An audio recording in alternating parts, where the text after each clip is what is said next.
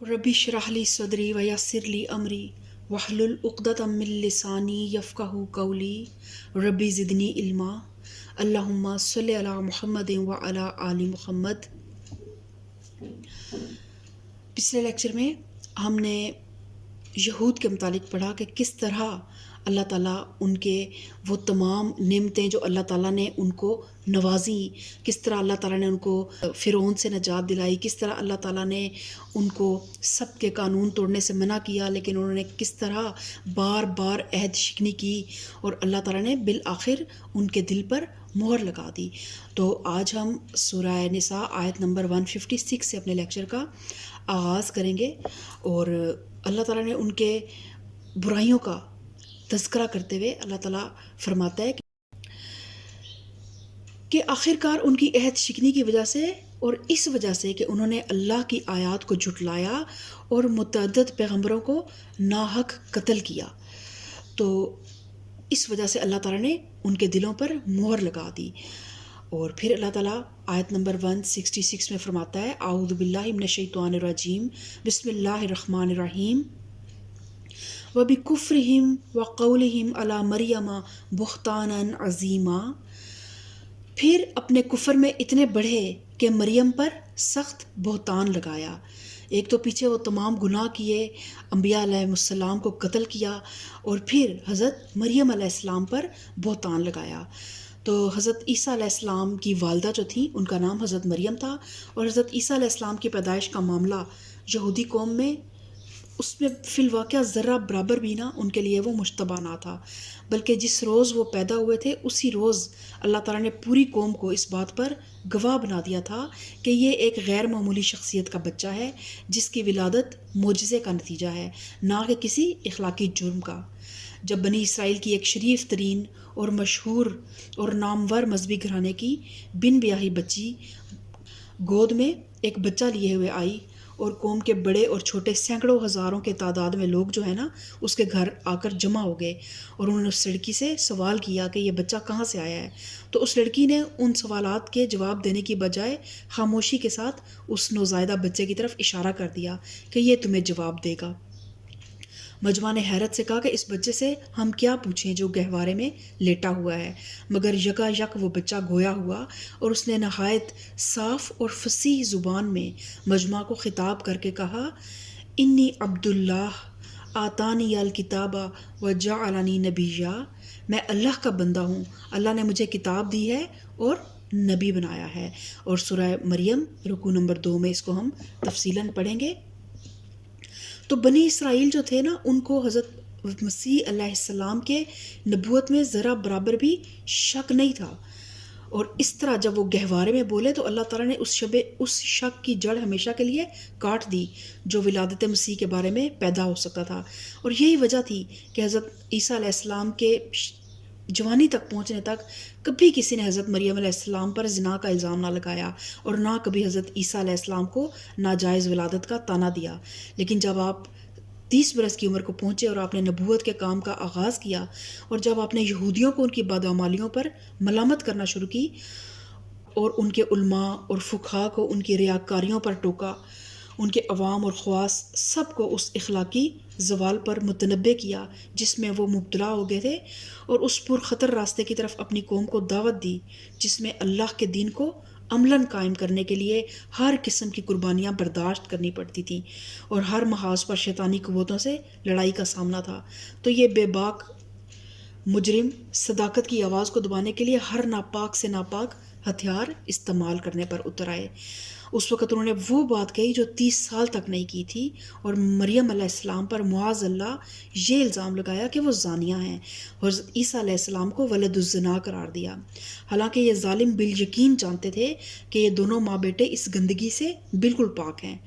پس در حقیقت ان کا یہ بہتان کسی حقیقی شبہ کا نتیجہ نہ تھا جو واقعی ان کے دلوں میں موجود ہوتا، بلکہ خالص بہتان تھا جو انہوں نے جان بوجھ کر محض حق کی مخالفت کے لیے گھڑا تھا۔ اسی لیے اللہ تعالیٰ نے اس سے ظلم اور جھوٹ نہیں کہا، بلکہ اللہ تعالیٰ نے اسے کفر قرار دیا ہے، وَبِكُفْرِهِمْ، کہ ان کے کفر کی وجہ سے، کیونکہ اس الزام سے ان کا اصل مقصد اللہ کے دین کا راستہ روکنا تھا، نہ کہ کسی بے گناہ عورت پر الزام لگانا۔ اور انہوں نے کیا کہا، وَقَوْلِهِمْ إِنَّا قَتَلْنَا الْمَسِيحَ عِيسَى ابْنَ مَرْيَمَ رَسُولَ اللَّهِ وَمَا قَتَلُوهُ وَمَا صَلَبُوهُ وَلَكِنْ شُبِّهَ لَهُمْ، اور خود کہا کہ ہم نے مسیح عیسیٰ ابن مریم رسول اللہ کو قتل کر دیا ہے، حالانکہ فی الواقعہ انہوں نے نہ اسے قتل کیا نہ صلیب پر چڑھایا، بلکہ معاملہ ان کے لیے مشتبہ کر دیا۔ تو ان کی جرت اور مجرمانہ ذہنیت اس حد تک ان کی وہ بڑھ گئی کہ انہوں نے یہ جانتے ہوئے کہ حضرت عیسیٰ علیہ السلام اللہ کے رسول ہیں، پھر بھی ان کے قتل کا اقدام کیا، اور پھر فخریہ کہا کہ ہم نے اللہ کے رسول کو قتل کیا ہے۔ اور گہوارے کے واقعے سے ہمیں یہ بات واضح ہو جاتی ہے کہ یہودیوں کے لیے مسیح علیہ السلام کی نبوت میں شک کرنے کی کوئی گنجائش باقی نہ تھی۔ اور پھر جو روشن نشانیاں انہوں نے حضرت موسیٰ علیہ السلام کی مشاہدہ کی، جس میں حضرت موسیٰ علیہ السلام کا مردوں کو زندہ کرنا اور مادرزاد اندھے کو ٹھیک کر دینا اور کوڑ کے مرض والے کو ٹھیک کر دینا، اور اس طرح کے اور بہت سے مٹی کا پرندہ بنا کے اس میں پھونک مارنا تو وہ اذن الہی سے اس کا اڑنا، یہ سب حضرت عیسیٰ علیہ السلام کے معجزے تھے جو وہ دیکھ چکے تھے۔ تو اس کے بعد تو ان کا یہ معاملہ بالکل ہی غیر مشتبہ ہو چکا تھا کہ حضرت عیسیٰ علیہ السلام جو ہے وہ اللہ کے پیغمبر ہیں۔ اس لیے واقعہ یہ ہے کہ انہوں نے جو کچھ بھی آپ کے ساتھ کیا وہ کسی غلط فہمی کی بنا پر نہیں کیا، بلکہ وہ خوب جانتے تھے کہ ہم اس جرم کا ارتکاب اس شخص کے ساتھ کر رہے ہیں جو اللہ کی طرف سے پیغمبر بن کر آیا ہے۔ تو اب ہم دیکھتے ہیں، سوچتے ہیں جب، تو یہ بات بڑی عجیب محسوس ہوتی ہے کہ کوئی شخص یا کوئی قوم ایک نبی کو جانتے ہوئے، پہچانتے ہوئے، مانتے ہوئے بھی اسے قتل کر دے۔ لیکن حقیقت یہ ہے کہ جو بگڑی ہوئی قومیں ہوتی ہیں نا، ان کے انداز اور اطوار یہی ہوتے ہیں، وہ اپنے درمیان کسی ایسے شخص کو برداشت کرنے کے لیے تیار نہیں ہوتے جو ان کی برائیوں پر انہیں ٹوکے اور ناجائز کاموں سے ان کو روکے۔ ایسے لوگوں کو چاہے وہ نبی کیوں نہ ہوں، ہمیشہ بد کردار قوموں میں قید اور قتل کی سزائیں ملتی رہی ہیں۔ اور تلمود میں لکھا ہوا ہے کہ بخت نصر نے جب بیت المقدس فتح کیا تو ہیکل سلیمانی میں جب وہ داخل ہوا اور اس کی سیر کرنے لگا تو عین قربان گاہ کے سامنے ایک جگہ دیوار میں اسے ایک تیر کا نشان نظر آیا۔ اس نے یہودیوں سے پوچھا کہ یہ نشان کیسا ہے، تو انہوں نے بڑے فخر سے جواب دیا کہ یہ زکریا نبی کو ہم نے قتل کیا تھا، وہ ہماری برائیوں پر ہمیں ملامت کرتا تھا، آخر کار جب ہم اس کی ملامتوں سے تنگ آ گئے تو ہم نے اسے مار ڈالا۔ اور اسی طرح انہوں نے حضرت عیسیٰ علیہ السلام کو بھی اپنے خیال سے، وہ جیسے کہتے ہیں کہ انہوں نے قتل کر دیا، تو اور بڑے چھاتی ٹھونک کے وہ کہتے ہیں کہ ہم نے عیسیٰ علیہ السلام کو قتل کیا۔ تو اللہ تعالیٰ کیا فرماتا ہے، حالانکہ فی الواقعہ انہوں نے نہ اسے قتل کیا نہ صلیب پر چڑھایا، بلکہ معاملہ ان کے لیے مشتبہ کر دیا گیا۔ تو اس آیت سے ہمیں پتہ چلتا ہے، یا یہ آیت اس بات کی تصریح کرتی ہے کہ حضرت عیسیٰ علیہ السلام صلیب پر چڑھائے جانے سے پہلے اٹھا لیے گئے تھے۔ اللہ تعالیٰ نے ان کو آسمانوں پر اٹھا لیا تھا، اور یہ کہ مسیحیوں اور یہودیوں دونوں کا یہ خیال کہ حضرت عیسیٰ علیہ السلام نے صلیب پر جان دی محض غلط فہمی پر مبنی ہے۔ قرآن اور بائبل کے بیانات کا اگر ہم مطالعہ کریں نا تو ہم یہ سمجھتے ہیں کہ کوئی عدالت تھی، پیلاطس کی عدالت تھی، جب اس میں حضرت عیسیٰ علیہ السلام کی پیشی ہوئی تو تھی، یہ بات ہمیں بائبل سے پتہ چلتی ہے، مگر جب ان کے لیے سزائے موت کا فیصلہ سنایا جا چکا اور جب یہودیوں نے مسیح جیسے پاک نفس انسان کے مقابلے میں ایک ڈاکو کی جان کو زیادہ قیمتی ٹھہرا کر اپنی حق دشمنی اور باطل پسندی پر آخری مہر لگائی، تب اللہ تعالیٰ نے کسی وقت حضرت عیسیٰ علیہ السلام کو آسمانوں پر اٹھا لیا، اور بعد میں یہودیوں نے جس شخص کو صلیب پر چڑھایا وہ آپ کی ذات مقدس نہ تھی بلکہ کوئی اور شخص تھا جس کو نامعلوم کس وجہ سے ان لوگوں نے عیسیٰ ابن مریم سمجھ لیا۔ تاہم ان کا جرم اس سے کم نہیں ہوتا کہ انہوں نے اب عیسیٰ علیہ السلام تو نہیں تھے، انہوں نے تو کسی اور کو سزا دی، کسی اور کو صلیب پر چڑھایا، کیونکہ قرآن یہ خود کہہ رہا ہے کہ عیسیٰ علیہ السلام کو تو ہم نے آسمانوں پر اٹھا لیا تھا، لیکن ان کا جرم اس لیے کم نہیں ہوتا کیونکہ ان کی انما الاعمال بالنیات، ان کی نیت تو یہی تھی نا کہ انہوں نے جسے کانٹوں کا تاج پہنایا، جس کے منہ پر تھوکا اور جسے ذلت کے ساتھ صلیب پر چڑھایا، وہ ان کو عیسیٰ ابن مریم ہی سمجھ رہے تھے۔ اور قرآن سے ہمیں اس چیز کی کوئی واضح بات نہیں ملتی کہ وہ کیا طریقہ تھا جس سے وہ حضرت عیسیٰ علیہ السلام ان کے لیے مشتبہ ہو گیا معاملہ. لیکن اللہ تعالیٰ آگے خود ہی فرماتا ہے نا کہ اللہ تعالیٰ فرماتا ہے کہ اللہ تعالیٰ جو ہے وہ ہر چیز پر، ہم بار بار قرآن پاک میں پڑھتے ہیں کہ اللہ تعالیٰ ہر چیز پر قدرت رکھتا ہے. تو اللہ تعالیٰ اس پر بھی قدرت رکھتا ہے کہ وہ ہو سکتا ہے اللہ تعالیٰ نے کسی دوسرے انسان کی شبیہ حضرت عیسیٰ علیہ السلام جیسی کر دی اور انہوں نے اس کو صلیب پر چڑھا دیا. اور پھر اللہ تعالیٰ فرماتا ہے وَإِنَّ الَّذِينَ اخْتَلَفُوا فِيهِ لَفِي شَكٍّ مِّنْهُ مَا لَهُم بِهِ مِنْ عِلْمٍ إِلَّا اتِّبَاعَ الظَّنِّ وَمَا قَتَلُوهُ يَقِينًا بَلْ رَفَعَهُ اللَّهُ إِلَيْهِ وَكَانَ اللَّهُ عَزِيزًا حَكِيمًا. اور جن لوگوں نے اس کے بارے میں اختلاف کیا ہے وہ بھی دراصل شک میں مبتلا ہیں. ان کے پاس اس معاملے میں کوئی علم نہیں، محض گمان ہی کی پیروی ہے. تو یہ بات جو ہے یہ اختلاف کرنے والوں سے مراد عیسائی ہیں. ان میں حضرت عیسیٰ علیہ السلام کی مصلوب ہونے میں کوئی ایک متفق علیہ قول نہیں ہے، بلکہ 20 اقوال جو ہیں وہ عیسائیوں کی روایات میں ملتی ہیں، اور جن کی کثرت خود اس بات پر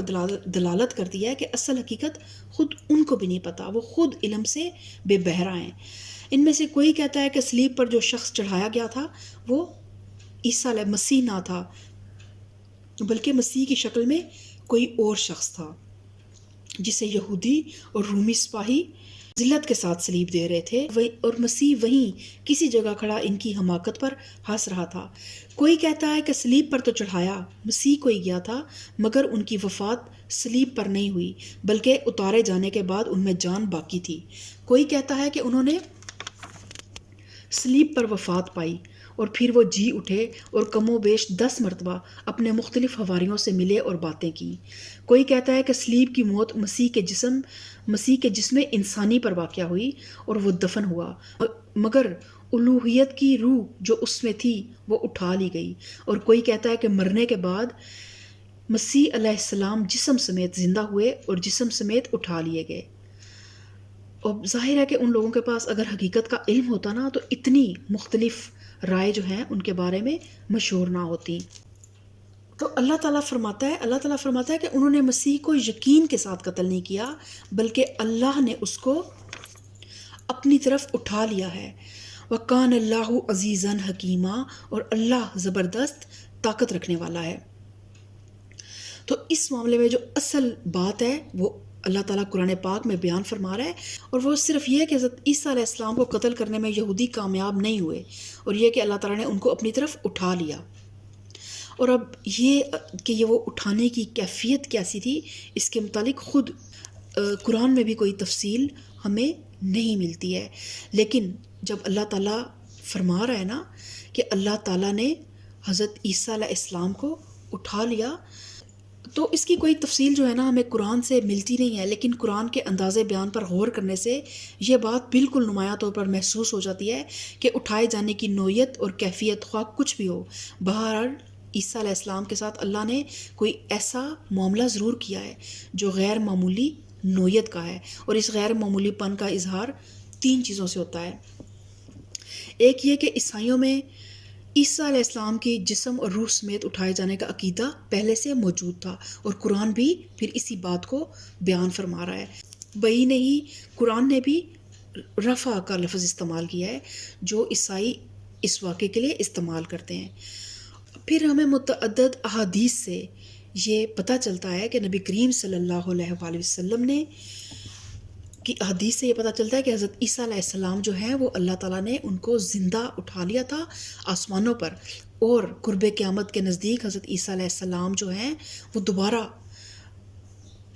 دنیا میں آئیں گے اور نبی کریم صلی اللہ علیہ وآلہ وسلم کی شریعت کو ہی وہ کنٹینیو کریں گے. وَإِن مِّنْ أَهْلِ الْكِتَابِ إِلَّا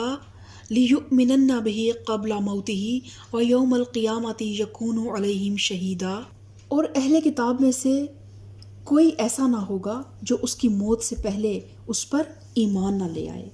اب اللہ تعالیٰ فرما رہا ہے کہ اہل کتاب میں سے کوئی ایسا نہیں جو اپنی موت سے پہلے حضرت عیسیٰ علیہ السلام پر ایمان نہ لے آئے۔ تو دیکھیں یہ بات بھی اس چیز پر دلالت کرتی ہے کہ ابھی تک تو یہود جو ہیں وہ اہل کتاب ہیں لیکن وہ حضرت عیسیٰ پر ایمان نہیں لاتے۔ تو اللہ تعالیٰ جب فرما رہے ہیں نا کہ وہ کوئی ایسا نہیں ہوگا جو اس پر ایمان نہ لے آئے، کیونکہ وہ جب دوبارہ واپس آئیں گے اس دنیا میں اور دوبارہ نبی کریم صلی اللہ علیہ وآلہ وسلم کی شریعت کو ہی وہ آگے لے کر چلیں گے، تو یہ تمام اہل کتاب جو ہیں یہ ان پر ایمان لے آئیں گے۔ اور اہل کتاب سے مراد یہودی ہیں اور عیسائی بھی ہیں۔ پہلے معنی کے لحاظ سے مطلب یہ ہوگا کہ عیسیٰ علیہ السلام کی طبعی موت جب واقعہ ہوگی، یعنی جب وہ دوبارہ دنیا میں آئیں گے اور پھر اپنی ایک طبعی موت جب انہیں آئے گی، اس وقت جتنے اہل کتاب موجود ہوں گے وہ سب ان پر اور ان کی رسالت پر ایمان لا چکے ہوں گے۔ اور اللہ تعالیٰ فرماتا ہے وَيَوْمَ الْقِيَامَةِ يَكُونُ عَلَيْهِمْ شَهِيدًا، اور قیامت کے روز وہ ان پر گواہی دے گا۔ یعنی یہودیوں اور عیسائیوں نے عیسیٰ علیہ السلام کے ساتھ اور اس پیغام کے ساتھ جو آپ لائے تھے، جو معاملہ کیا ہے، اس پر آپ اللہ تعالیٰ کی عدالت میں گواہی دیں گے۔ اور اس گواہی کی تفصیلات ہم آگے سورہ مائدہ میں انشاءاللہ تعالیٰ پڑھیں گے۔ اور آگے اللہ تعالیٰ پھر بنی اسرائیل کی مزید برائیوں کے بارے میں ہمیں بتاتا ہے کہ ایک تو ان کا یہ کہ انہوں نے عیسیٰ علیہ السلام پر کس طرح تہمت لگائی، ان کی والدہ پر تہمت لگائی، اور کس طرح پھر ان کو اپنے زوم میں اپنے خیال میں انہوں نے کس طرح حضرت عیسیٰ علیہ السلام کو سولی پر چڑھایا اور اس پر وہ کتنا فخر کرتے ہیں۔ اور پھر اللہ تعالیٰ فرماتا ہے فَبِظُلْمٍ مِّنَ الَّذِينَ هَادُوا حَرَّمْنَا عَلَيْهِمْ طَيِّبَاتٍ أُحِلَّتْ لَهُمْ وَبِصَدِّهِمْ عَن سَبِيلِ اللَّهِ كَثِيرًا۔ غرض ان یہودی بن جانے والوں کے اس ظالمانہ رویے کی بنا پر اور اس بنا پر کہ یہ بکثرت اللہ کے راستے سے روکتے ہیں اور سود لیتے ہیں جس سے انہیں منع کیا گیا تھا، اور لوگوں کے مال ناجائز طریقوں سے کھاتے ہیں، ہم نے بہت سی وہ پاکیزہ چیزیں ان پر حرام کر دیں جو پہلے ان کے لیے حلال تھیں، اور جو لوگ ان میں سے کافر ہیں ان کے لیے ہم نے دردناک عذاب تیار کر رکھا ہے، مگر ان میں جو لوگ پختہ علم رکھنے والے ہیں وہ اور ایماندار ہیں، وہ سب اسی تعلیم پر ایمان لاتے ہیں جو تمہاری طرف نازل کی گئی ہے اور جو تم سے پہلے نازل کی گئی تھی۔ اس طرح کے ایمان لانے والے اور نماز اور زکوٰۃ کی پابندی کرنے والے اور اللہ اور روز آخر پر سچا عقیدہ رکھنے والے لوگوں کو ہم ضرور اجر عظیم عطا کریں گے۔ تو اب اللہ تعالیٰ کہتا ہے کہ ان یہودی بن جانے والوں کے لیے، کہ یہود بہرحال کوئی مذہب نہیں ہے، انہوں نے خود اپنے اوپر ایک، جس طرح ہمارے آج اسلام میں فرقہ بندی ہے نا، فرقہ واریت پھیل گئی ہے، یہ بھی سمجھ لیں کہ بنی اسرائیل کے فرقے بن گئے ہیں، یہود اور نصارہ دو بیسک میجر فرقے بن گئے ہیں۔ تو اسی لیے اللہ تعالیٰ نے یہاں فرمایا کہ یہودی بن جانے والوں نے اس ظالمانہ رویے کی بنا پر کہ وہ بکثرت اللہ کی راہ سے روکتے ہیں، یعنی کہ انہوں نے صرف اس بات پر اکتفا نہیں کیا کہ وہ خود اللہ کے راستے سے منحرف ہو گئے ہیں، بلکہ اس قدر بے باک اور مجرم بن چکے ہیں کہ دنیا میں اللہ کے بندوں کو گمراہ کرنے کے لیے جو تحریک اٹھتی ہے اکثر اس کے پیچھے یہودی دماغ اور یہودی سرمایہ ہی کام کرتا نظر آتا ہے، اور راہ حق کی طرف بلانے کے لیے جو تحریک بھی شروع ہوتی ہے اکثر اس کے مقابلے میں یہودی ہی سب سے بڑھ چڑھ کر مذاہب بنتے ہیں، حالانکہ یہ کم بخت اللہ کی کتاب کے حامل اور انبیاء کے وارث ہیں۔ تو پھر اللہ تعالیٰ فرماتا ہے کہ ان ظالمانہ رویوں کی وجہ سے اور اس وجہ سے کہ بکثرت اللہ کے راستے سے روکتے ہیں اور سود لیتے ہیں جس سے ان کو منع کیا گیا تھا۔ تو سود کے بارے میں ہم سورہ بقرہ میں بہت تفصیل کے ساتھ پڑھ چکے ہیں کہ سود جو ہے وہ کس طرح، جس طرح شریعت محمدی میں سود سے روکا گیا ہے، اسی طرح شریعت موسوی میں بھی سود سے روکا گیا تھا۔ اور سود کے متعلق یہ ہے کہ سود کو اللہ تعالیٰ نے اعلان جنگ کہا ہے، اللہ اور اس کے رسول کے ساتھ اعلان جنگ قرار دیا گیا ہے، اور مفہوم حدیث اس طرح ہے کہ سود کے 70 درجے ہیں، اور سب سے جو کم اور نچلا درجہ سود کا ہے وہ اپنی ماں کے ساتھ زنا کرنے کے مترادف اس کا گناہ ہے۔ تو اللہ تعالیٰ پھر کہتا ہے کہ اس کے باوجود یہ لوگ سود کھاتے تھے۔ تو اب تورات کے احکامات سے بھی ہمیں، اگر تورات کے احکامات کا بھی ہم مطالعہ کریں تو ہمیں پتہ چلتا ہے کہ تورات میں بھی سود منع تھا۔ تو ہم تھوڑا سا اب تورات کے ریفرنس سے دیکھتے ہیں کہ اللہ تعالیٰ تورات خروج باب 22, 25 اور 27 میں بیان کیا گیا کہ اگر تو میرے لوگوں میں کسی محتاج کو جو تیرے پاس رہتا ہو قرض دے تو اس سے قرض خواہ کی طرح سلوک نہ کرنا اور نہ اس سے سود لینا. اگر تو کسی وقت اپنے ہمسائے کے کپڑے گروی رکھ بھی لے تو سورج کے ڈوبنے تک اس کو واپس کر دینا، کیونکہ فقط وہی ایک اس کا اوڑھنا ہے، اس کے جسم کا وہی لباس ہے. پھر وہ کیا اوڑھ کر سوئے گا؟ بس جب وہ فریاد کرے گا تو میں اس کی سنوں گا، کیونکہ میں مہربان ہوں. اور اس کے علاوہ اور بھی کئی مقامات پر تورات میں سود کی حرمت وارد ہوئی ہے، لیکن اس کے باوجود اسی تورات کے ماننے والے یہودی آج دنیا کے سب سے بڑے سود خور ہیں، اور اپنی تنگ دلی اور سنگ دلی کے وجہ سے وہ ضرب المثل بن چکے ہیں. اور یہ سود واقعی دلوں کو سخت کر دیتا ہے، خصوصاً جو لوگ سود کھاتے ہیں ان کا دل پتھروں سے زیادہ سخت ہو جاتا ہے. اور پھر اللہ تعالیٰ فرماتا ہے اور لوگوں کے مال ناجائز طریقوں سے کھاتے ہیں تو ہم نے بہت سی وہ پاک چیزیں ان پر حرام کر دی جو پہلے ان کے لیے حلال تھیں. تو بنی اسرائیل پر تمام وہ جانور حرام کر دیے گئے جن کے ناخن ہوتے تھے، اور ان پر گائے اور بکری کی چربی بھی حرام کر دی گئی. اور اس کے علاوہ ممکن ہے کہ دوسری پابندیاں بھی اور اس طرح کی سختیاں جو ان کی فکر میں موجود تھی وہ ان کی طرف بھی اشارہ ہے، اور وہ صرف اسی وجہ سے تھی کہ وہ خود جو ہے نا وہ خود اتنے ظلم کرتے تھے اپنی جانوں پر کہ اللہ تعالیٰ نے بھی پھر ان کے لیے بجائے احکامات کو آسان کرنے کے ان کے لیے احکامات کو مشکل کر دیا. کیونکہ اللہ تعالیٰ کہتا ہے نا کہ میں بندوں پہ ظلم نہیں کرتا، بندے خود اپنے آپ پہ ظلم کرتے ہیں. تو آج ہم بعض اوقات آیت کا اگر دیکھیں تو بنی اسرائیل نے تو اللہ تعالیٰ کی حدود کو توڑا، اللہ کی لوگوں کو اللہ کے راستے سے روکا، سود کھایا، تو اللہ تعالیٰ نے پھر ان پر وہ چیزیں حرام کر دی جو ان پہ حلال تھیں. لیکن آج ہم دیکھتے ہیں کہ ہماری اپنی جو ہے نا ہم مسلمانوں کی یا اوورال ہماری جو ایٹنگ ہیبٹس ہیں نا اس کی وجہ سے ہم نے اپنے معدے کو، ہم نے اپنے جگر کو، ہم نے اپنے گردوں کو اور ہم نے اپنی اوورال پوری باڈی کو اس قدر بیمار اور مریض کر دیا ہے کہ جو چیزیں اللہ پاک نے ہمارے لیے اتاری ہیں کہ ہم انہیں کھائیں اور ان کا اللہ کا شکر ادا کریں، وہ ساری چیزیں اللہ تو ہم پر حرام نہیں کرتا لیکن ڈاکٹر ہمیں منع کر دیتا ہے کھانے سے. تو انسان خود اپنے آپ پر ظلم کرتا ہے، اور اس میں ہم سب شامل ہیں، مجھ سمیت. جب ہم جان بوجھ کر کھانا دیکھیں، کھانا جو ہے نا اس کا مقصد ہوتا ہے زندہ رہنے کے لیے کھانا. مطلب پہلے ایک دور تھا لوگ زندہ رہنے کے لیے کھاتے تھے، پھر وقت آیا کہ لوگوں نے کھانے کے لیے زندہ رہنا شروع کر دیا. لیکن آج وہ دور آ چکا ہے کہ لوگ شاید ہم مرنے کے لیے کھاتے ہیں. ہمیں پتہ ہے کہ یہ چیز ہمارے لیے نقصان دہ ہے، یہ چیز ہمیں ہماری زندگی کی نعمت سے محروم کر دے گی یا ہمیں کسی بیماری میں مبتلا کر دے گی، لیکن اس کے باوجود کوئی بھی ہم مجھ سمیت ان چیزوں کو ہم کنٹرول نہیں کر پاتے. تو اللہ بندوں پر ظلم نہیں کرتا، انسان خود اپنے آپ پر ظلم کرتا ہے. تو اللہ تعالیٰ فرماتا ہے کہ ان میں سے جو لوگ کافر ہیں ان کے لیے ہم نے دردناک عذاب تیار کر رکھا ہے. یعنی اس قوم کے جو لوگ ایمان اور اطاعت سے منحرف ہیں اور بغاوت اور انکار کی روش پر قائم ہیں ان کے لیے اللہ کی طرف سے دردناک سزا تیار ہے، دنیا میں بھی اور آخرت میں بھی. اور دنیا میں جو عبرت ناک سزا ان کو ملی اور مل رہی ہے وہ کبھی کسی دوسری قوم کو نہیں ملی. آج 2000 برس ہو چکے ہیں، زمین پر کہیں ان کو عزت کا ٹھکانہ میسر نہیں ہے. دنیا میں تتر بتر کر دیے گئے ہیں اور ہر جگہ غریب الوطن ہے. کوئی دور ایسا نہیں گزرتا جس میں وہ دنیا کے کسی نہ کسی خطے میں ذلت کے ساتھ پامال نہ کیے جاتے ہوں، اور اپنی دولت مندی کے باوجود کوئی جگہ ایسی نہیں جہاں انہیں احترام کی نگاہ سے دیکھا جاتا ہو. پھر غضب یہ ہے کہ قومیں پیدا ہوتی ہیں اور مٹتی ہیں مگر اس قوم کو موت بھی نہیں آتی. کتنی بڑی سزا ہے اس قوم کے لیے، اسے موت آتی نہیں ہے. یعنی یہ وہ سزا ہے جو جہنم میں جا کے جہنمیوں کو ملے گی کہ ان کو دوبارہ موت نہیں آئے گی، وہ زندہ ہی رہیں گے ہمیشہ کے لیے. تو